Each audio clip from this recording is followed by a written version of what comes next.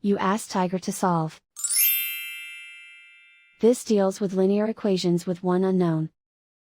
The final result is c equals 3. Let's solve it step by step.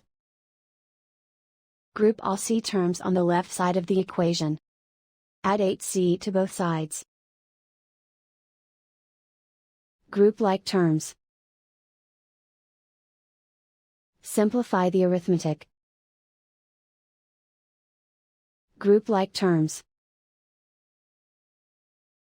Simplify the arithmetic.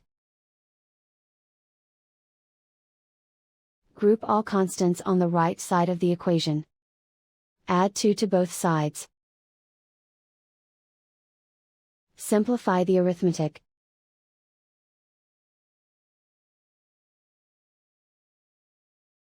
Isolate the c.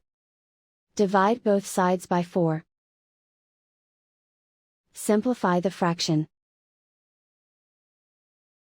Find the greatest common factor of the numerator and denominator. Factor out and cancel the greatest common factor.